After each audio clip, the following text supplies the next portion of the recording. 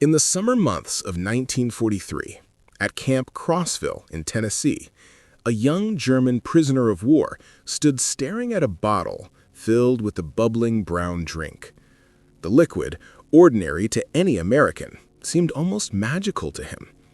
After spending 2 years in the North African theater, where meals had consisted largely of dry hardtack and ersatz coffee, encountering a sweet, effervescent beverage called Coca-Cola felt like brushing against a world he had been told could not exist. The price shocked him as well. 5 cents at the camp canteen, exactly what American children paid with pocket change. Across the network of U.S. prisoner of war camps that summer, camps that would eventually hold 371,683 German troops, such moments repeated endlessly. Men who had grown up hearing that America was decadent, weak, and close to collapse instead found themselves surrounded by small luxuries they had never imagined.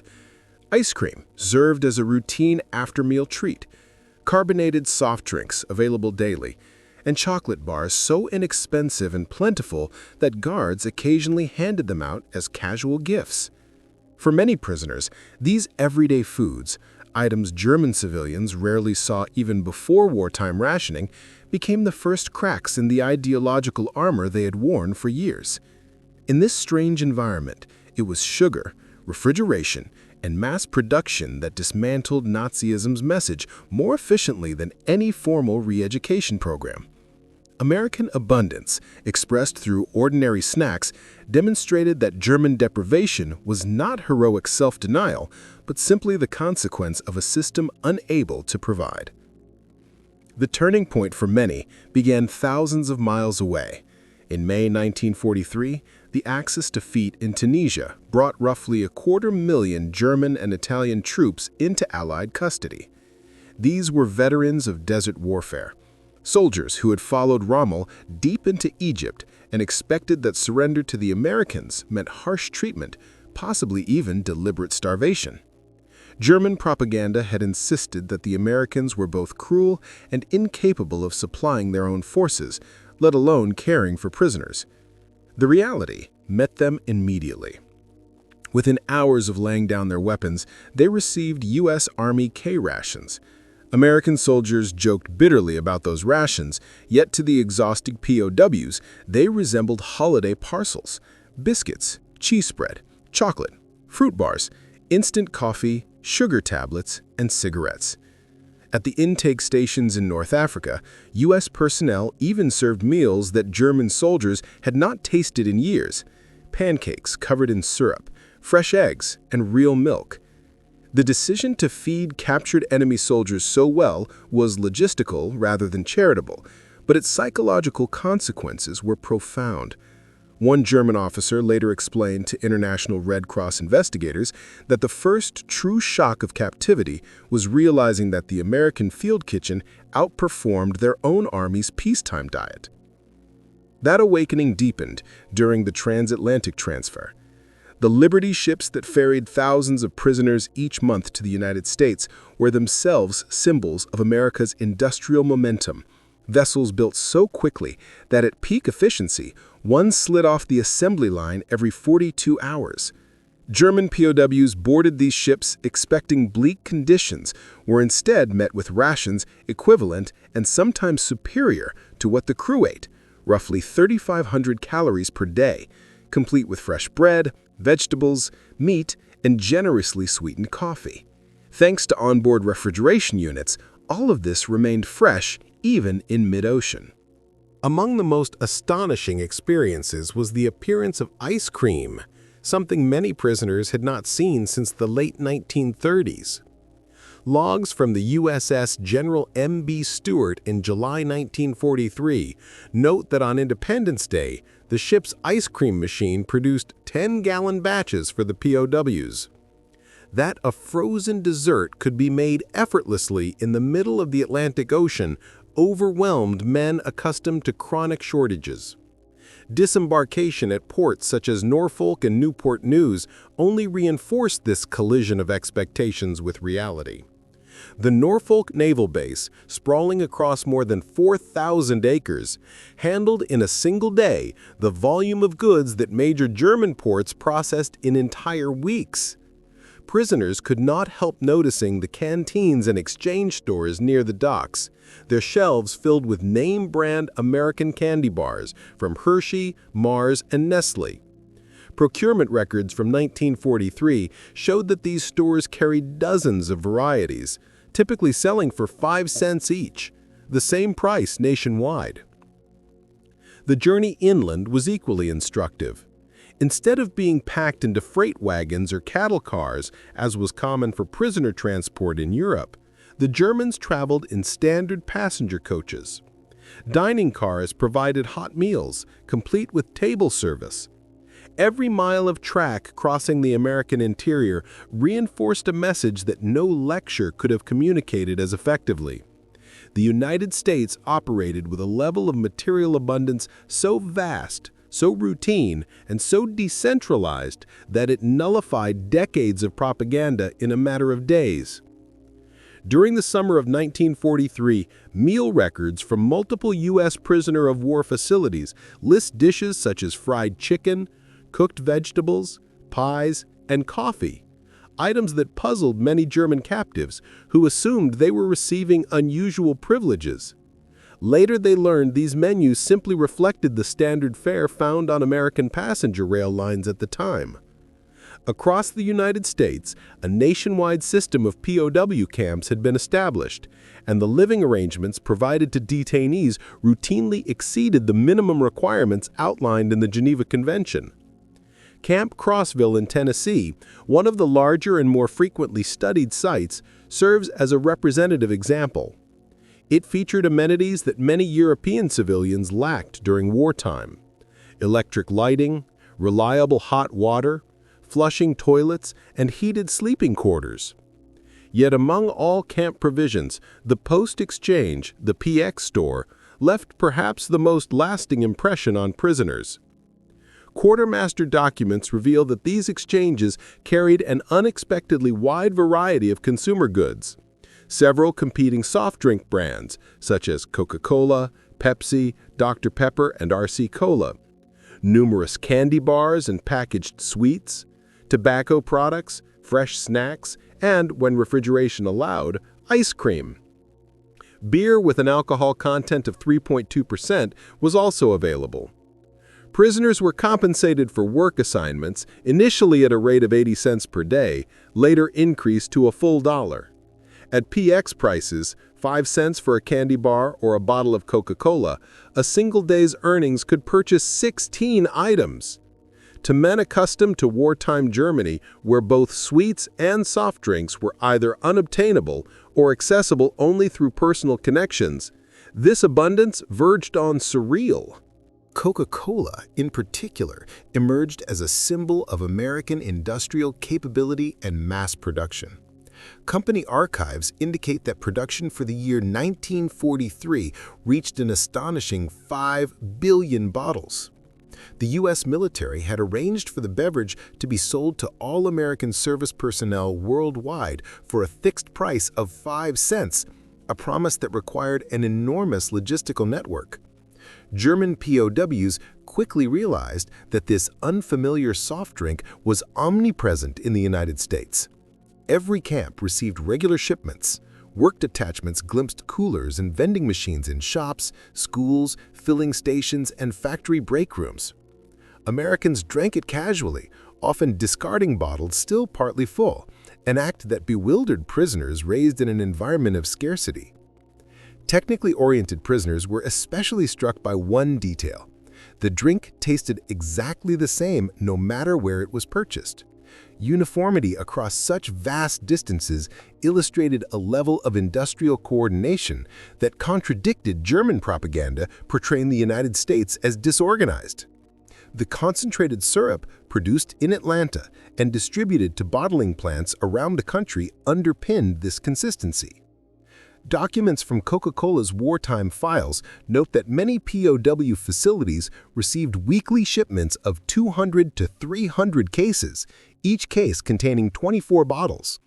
Camp Hearn in Texas, for instance, went through roughly 7,000 bottles per week during the summer of 1943. Ice cream, another item that had essentially disappeared from German daily life by the early 1940s, was a frequent presence in American camps equipped with adequate refrigeration. The U.S. military viewed dairy-based desserts as essential morale boosters, so much so that specialized ice cream ships were constructed for the Pacific Fleet. At Camp Shelby in Mississippi, a 4th of July celebration in 1943 included ice cream made on the grounds.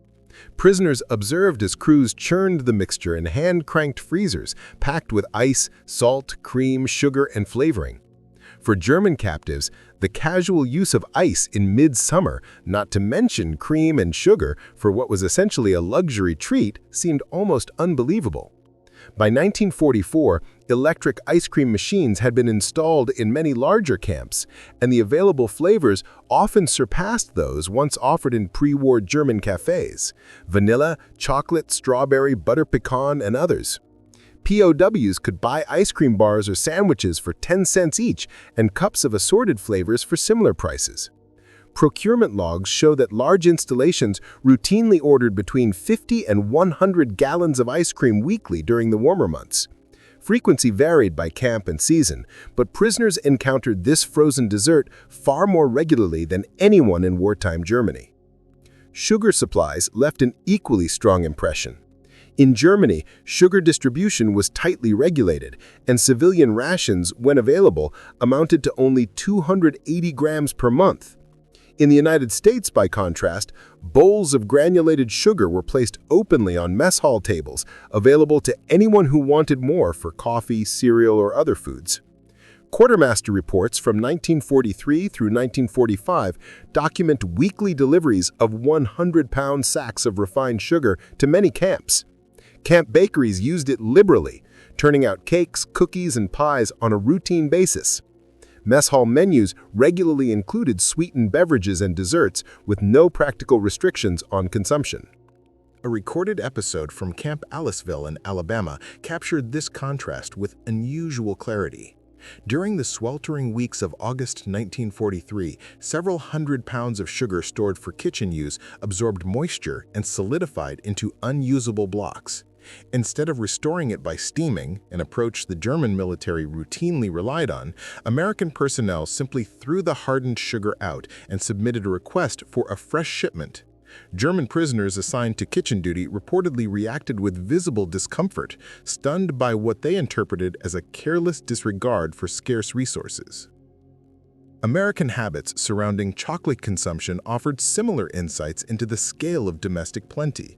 Major companies such as Hershey, Mars, and Nestle continued to turn out millions of candy bars every month, even under wartime controls. The U.S. Armed Forces alone purchased roughly 380 million pounds of chocolate products throughout the conflict. Prison camp canteens mirrored this abundance. Shelves stocked multiple brands and styles, ranging from standard Hershey bars to various confections and emergency ration chocolates, typically priced between 5 and 10 cents. German captives quickly noticed that Americans treated chocolate not as a luxury but as an everyday choice, one brand casually preferred over another with little thought. Additional indulgences reached prisoners through the monthly Red Cross parcels. According to American Red Cross documentation, the standard package normally included one or more chocolate or candy bars, along with instant coffee, processed cheese, crackers, tinned meats, cigarettes, soap, and basic toiletries. These supplements often exceeded the quantity and quality of food and comfort goods available to German civilians living under rationing at home. Thanksgiving of 1943 offered prisoners an even more dramatic introduction to the rhythms of American consumption. This distinctly U.S. holiday showcased a nationwide coordination of food distribution unmatched by German wartime administration. Military records state that every American prisoner of war camp served a full traditional Thanksgiving menu: roast turkey with dressing, mashed potatoes and gravy, sweet potatoes, cranberry sauce, assorted vegetables, pumpkin pie, along with coffee and milk. The feat required supplying identical meals to roughly 425,000 prisoners and millions of American troops stationed around the globe, an organizational accomplishment that revealed the immense logistical machinery of the United States. That German prisoners received the same dinner as American soldiers underscored a principle of equitable treatment that sharply conflicted with Nazi doctrines of racial hierarchy. The generosity of the 1943 Christmas season further expanded this picture of abundance. Civilian groups, churches, and private citizens across the country assembled gifts for German POWs. The American Friends Service Committee alone dispatched about 50,000 Christmas parcels, typically containing homemade sweets, small games or books, grooming supplies, cigarettes, and writing materials.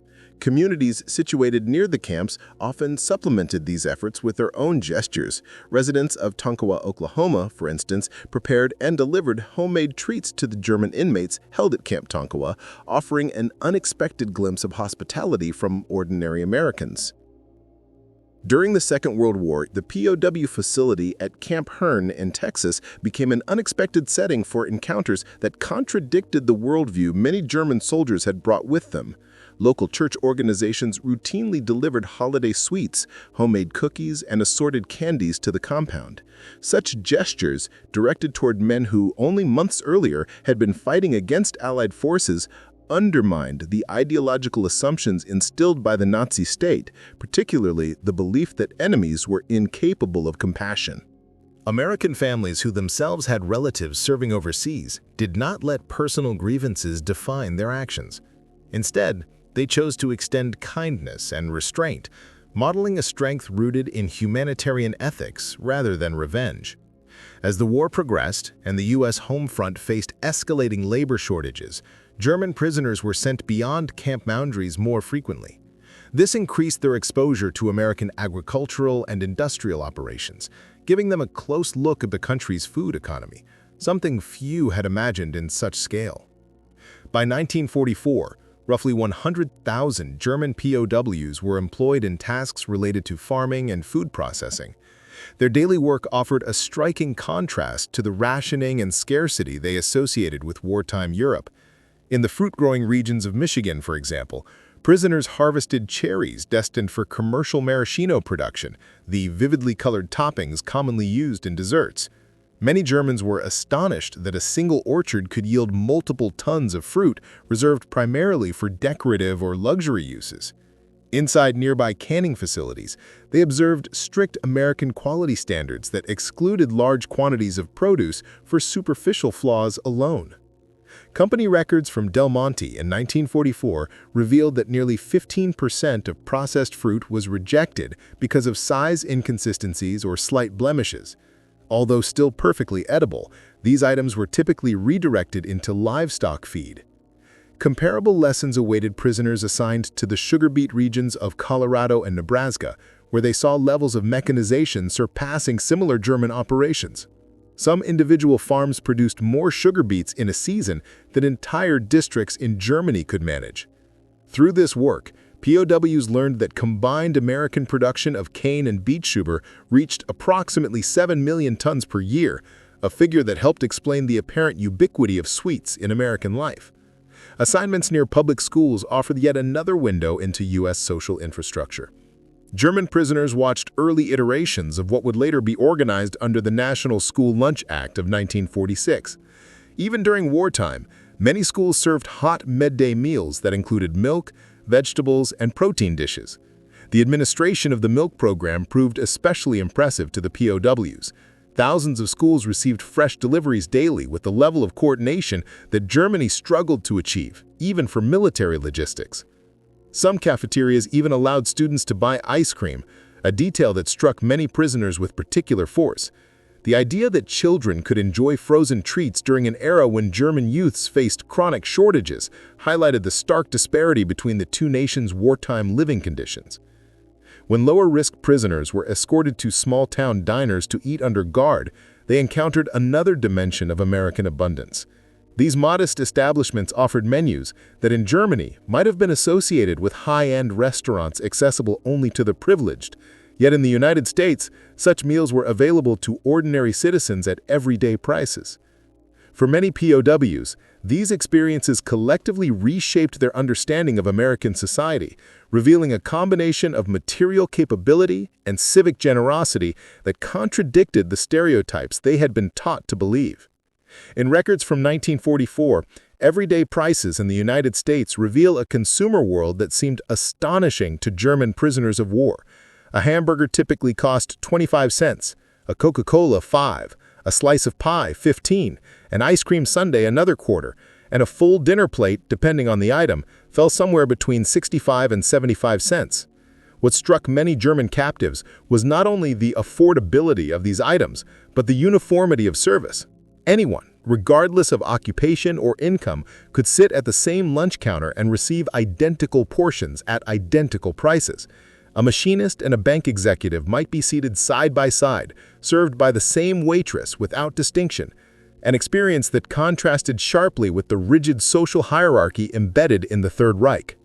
As the prisoners obtained American newspapers, magazines, and government bulletins, they encountered production data that exceeded anything they had imagined. Publicly released U.S. wartime figures dwarfed German output even during Germany's best pre-war years.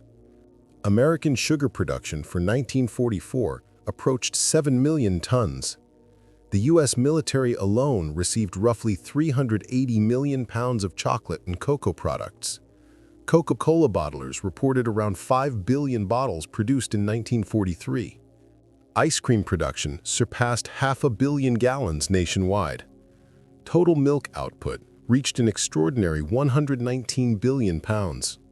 German manufacturing, when placed beside these statistics, revealed the deep strain on the Axis economy. Sugar in the Reich was strictly controlled and dependent primarily on beet cultivation. Chocolate was reserved almost entirely for military purposes. Soft drink production was small and inconsistent. Ice cream was nearly unobtainable. Milk distribution was rationed to the point of chronic scarcity. American newspapers published their domestic production figures openly, and German prisoners could read, often with disbelief, how U.S. wartime abundance outmatched Germany's peacetime maximums. By the final year of the war, conditions had reversed so dramatically that German prisoners in the United States began sending food parcels back to their families rather than waiting for aid from home. With the wages earned inside the camps, they purchased American-made goods, chocolate bars, canned foods, instant coffee, and mailed them overseas. Records from the International Red Cross verified the scale of this phenomenon. During their period of captivity, German prisoners in America dispatched nearly 11 million packages to Germany, most of them containing food. For many civilians inside the Reich, the experience of receiving American products from relatives held captive abroad, while they themselves faced hunger at home, undermined the ideological image of German superiority promoted by Nazi propaganda. Even American rationing, which citizens often grumbled about, highlighted the dramatic economic gap. U.S. sugar regulations still allowed 2 pounds per person each month, an amount more than 3 times what Germans received, on the rare occasions it was available at all. Meat allocations in the United States averaged 28 ounces per person per week, exceeding what many German households might see in an entire month. Despite rationing, Americans continued consuming levels of food that Germans regarded as unattainable luxuries. According to the Office of Price Administration, per capita sugar purchases in the United States reached roughly 74 pounds in 1944, around 10 times the German figure under rationing. Beyond the familiar Coca-Cola brand, prisoners learned that the U.S. soft drink market was an expansive, competitive industry. Pepsi-Cola, Dr. Pepper, RC Cola, Orange Crush, and dozens of regional bottlers operated across the country. The mere existence of multiple companies producing similar beverages demonstrated a depth of commercial activity that could not develop under Germany's tightly regulated economy. Bottling facilities functioned in major cities nationwide, equipped with standardized machinery for carbonation, filling, capping, and labeling. A single plant could churn out millions of bottles annually, which then flowed through distribution networks, reaching remote towns, roadside gas stations, and neighborhood groceries alike. By the end of the war, American soft drink output had risen into the billions of bottles each year, amounting to dozens of bottles for every citizen.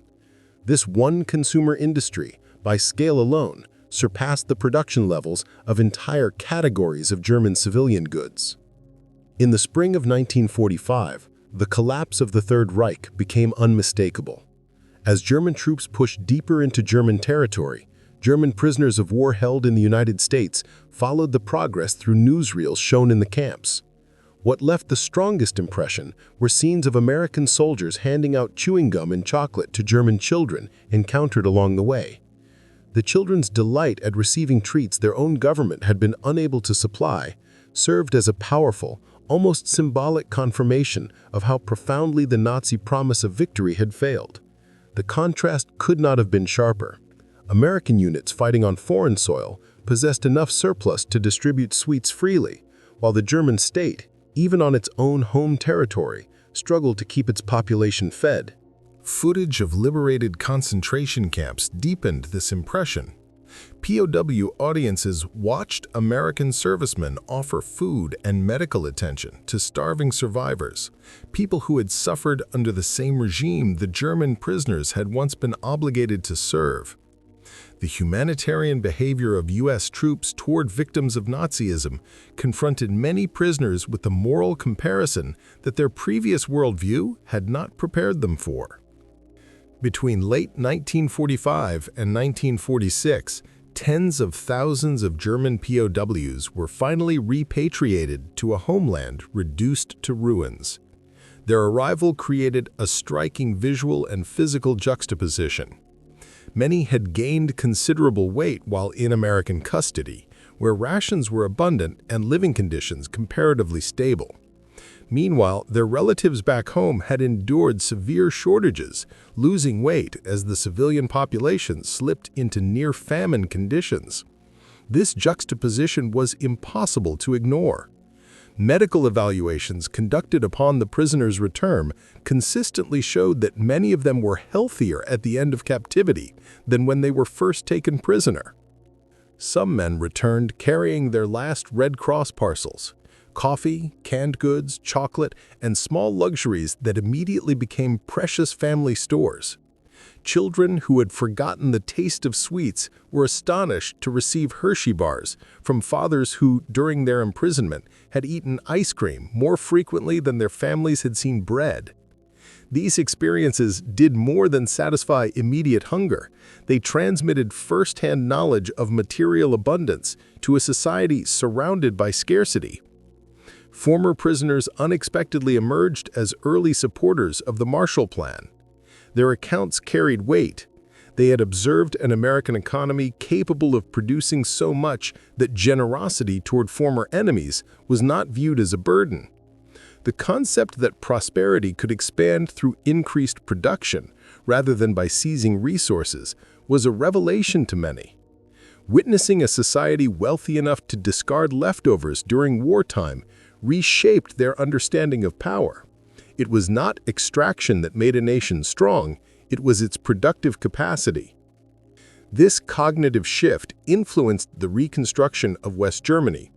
Many ex-POWs later became engineers, managers, or civil servants who drew upon what they had seen in American camps: efficient manufacturing lines, standardized products, well-organized distribution networks, and a consumer culture built on mass affordability.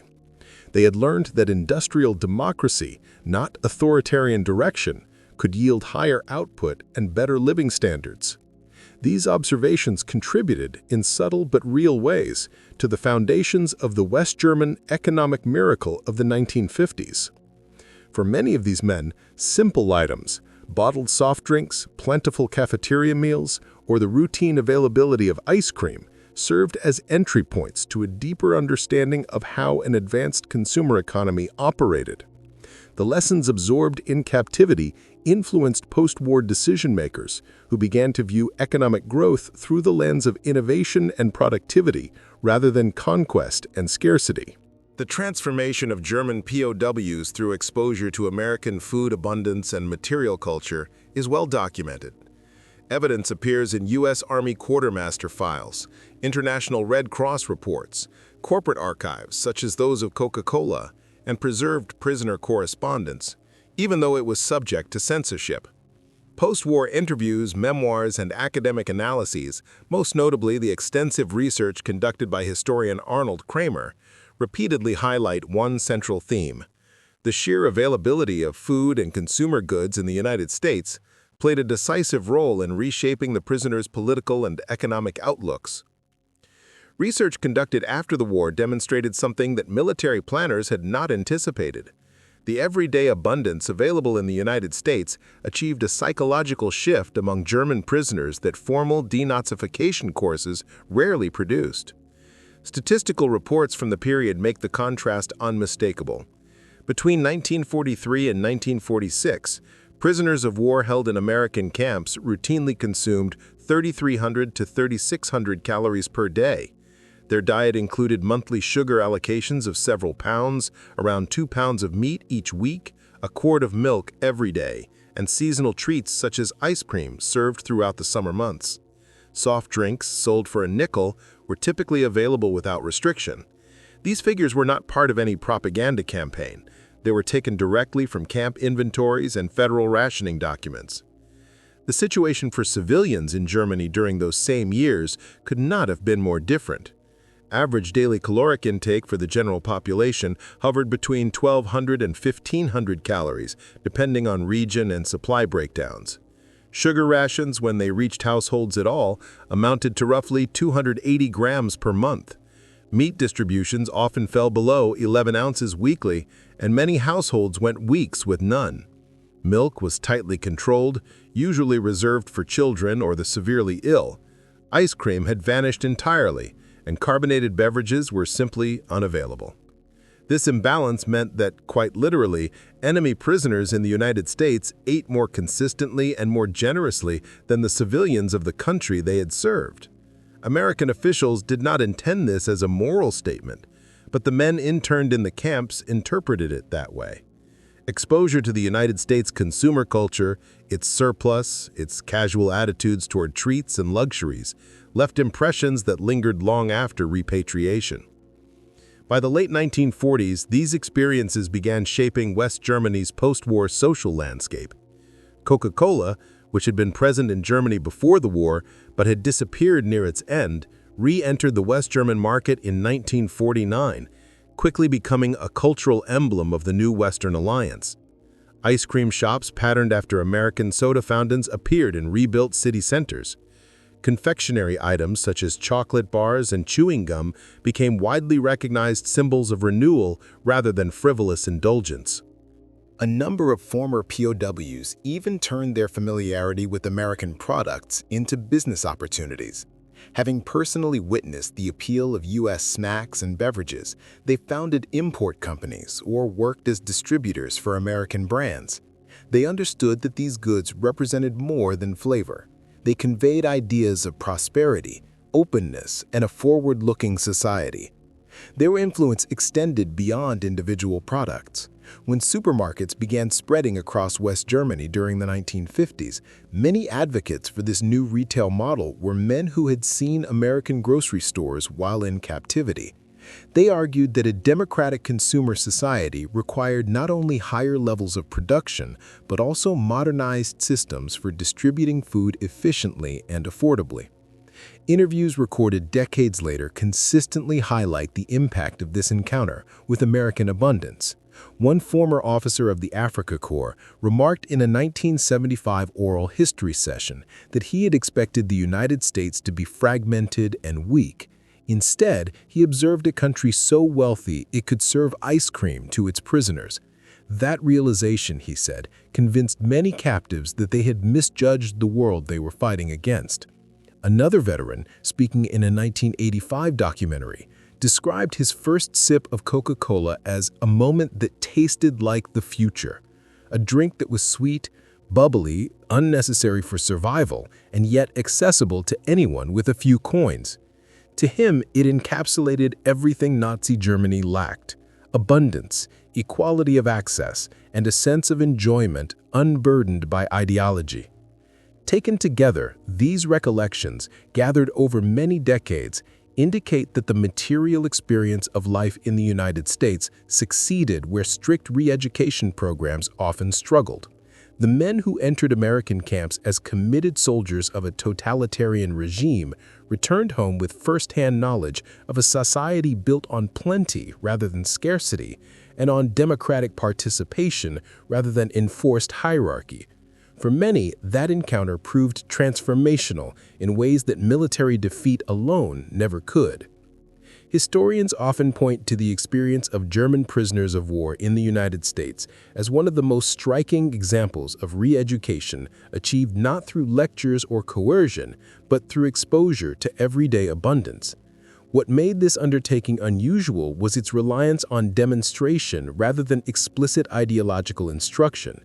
The prisoners were simply allowed to observe a society that, even in wartime, operated at an impressive level of productivity while extending unexpected dignity to those who had once been combatants. Food became the central medium of this quiet transformation. Hunger and satiety require no translation, and the contrast between the rationed, deteriorating conditions the men had known in Germany and the regular, generous meals they received in American camps could not be ignored. The improvements in their physical health, steady weight gain, clearer skin, renewed energy, served as concrete proof of what industrial capacity and efficient logistics could achieve. 3 substantial meals each day, supplemented by what they could purchase at camp canteens, formed a continuous lesson in American production and distribution systems. Items that seemed trivial to Americans carried immense symbolic power for the prisoners. A mass-produced soft drink, sold for a few cents, spoke volumes about standardization and supply chains. An ice cream sundae represented an egalitarian form of plenty, a luxury that even an enemy soldier could access. Those who had grown up in an economy where scarcity was normal found these small encounters almost impossible to reconcile with the propaganda they had been taught. After the war, many former prisoners spoke about these experiences to their children, passing down stories that sounded almost mythical to a generation raised amid the ruins of post-war Germany. Yet as West Germany's economic recovery accelerated and American consumer goods entered the market, these accounts gained credibility. The culture of American abundance, first experienced behind barbed wire, became a formative memory that influenced perceptions of the United States for decades. This legacy stretched beyond family anecdotes.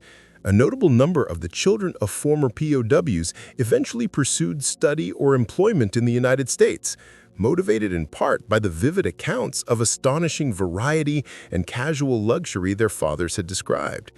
Upon arrival, they found that the reality matched the recollections. Supermarkets stocked with seemingly endless options, soda fountains offering elaborate desserts, and stores with aisles devoted entirely to sweets. These encounters reinforced the idea that abundance was not a wartime anomaly, but a consistent feature of American daily life. German economic culture, too, absorbed subtle lessons from this early exposure. As West Germany rebuilt, its industries increasingly emphasized consumer choice, standardized quality, and broad accessibility, principles that resonated with what prisoners had once witnessed in American camps. The economic miracle that followed was not solely about restoring output, but about ensuring that prosperity reached average citizens. The notion that ordinary people should experience material comfort became a guiding assumption of the new economy. Today, the transformation is evident in everyday life. McDonald's operates more than 1,000 restaurants across Germany. Coca-Cola is ubiquitous. Ice cream has become a commonplace treat rather than an extraordinary indulgence. What began as a stark contrast between wartime scarcity and American abundance has evolved into a normalized element of modern German consumer culture. Still, the deeper historical lesson endures. The prisoners' encounter with American generosity, unexpected, consistent, and materially undeniable, played a quiet but profound role in reshaping worldviews. These men arrived with firm beliefs in Germany's superiority and assumptions about American fragility. They departed with an entirely different understanding that the United States possessed a form of power rooted not only in its military forces, but in a productive capacity so immense that it could offer comfort even to captured enemies. A 5-cent bottle of Coca-Cola, handed across a counter in a prisoner of war camp, conveyed an argument more persuasive than any pamphlet. In this sense, the story of German POWs and American wartime abundance stands as one of history's most unusual victories. An ideological shift achieved through everyday kindness, through the unpretentious demonstration of material plenty, through simple acts like sharing ice cream or a soft drink. It is a narrative of transformation, brought about not by deprivation or force, but by the steady, disarming power of prosperity itself. The seemingly ordinary ice cream sundae, its generous layers of frozen cream, syrups, whipped topping, nuts, and a single bright cherry, became, for many German prisoners, an unmistakable symbol of the United States' material surplus. Any one of those ingredients surpassed what most of them had ever encountered during the final years of the war. Put together, the dessert illustrated an everyday affluence that felt almost unreal. The fact that American guards could casually help themselves to another serving while German families back home were struggling with scarcity laid bare how completely the Nazi regime had failed to deliver the prosperity it promised. Former POWs often described particular moments in which this realization struck with force. The first time they tasted Coca-Cola, the first spoon dipped into cold ice cream, or the first bite of a Hershey bar. These small sensory experiences, recalled decades later, often carried more persuasive weight than any political lecture.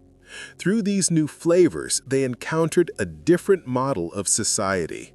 The sweetness they tasted became a shorthand for a political transformation that many of them later described as irreversible. Men who had once marched under Hitler's banners returned to Germany convinced that genuine well-being was rooted not in conquest, but in liberty and economic openness. They came to believe that America's most effective instrument of influence was not its arsenal, but its willingness to offer simple comforts, even to former enemies. In numerous accounts, the soft clink of soda bottles and the appearance of a bowl of ice cream in the heat of a prison camp summer were remembered as moments that reshaped their understanding of the world. These items did what military victories alone could not. They changed attitudes, loyalties, and assumptions. Many of the Germans who had initially doubted that such abundance could exist became, after repatriation, some of its most enthusiastic witnesses. They carried home stories that described democracy not in ideological terms, but as something tangible, something that tasted like chocolate and bubbled like carbonation. Their testimonies underscore a broader point. Decisive shifts in belief sometimes emerge not from force or punishment, but from exposure to a different way of living. Thus, the men who encountered American plenty from behind barbed wire unexpectedly became advocates for the very system they had fought against. Their memories of Coca-Cola and ice cream, mundane to Americans, astonishing to them, played a role in reshaping post-war attitudes. In these accounts, the United States won a quiet but enduring victory, achieved not through destruction, but through demonstration, not by withholding, but by offering, and, in many cases, through something as deceptively simple as a cold dessert handed to a former adversary on a hot afternoon.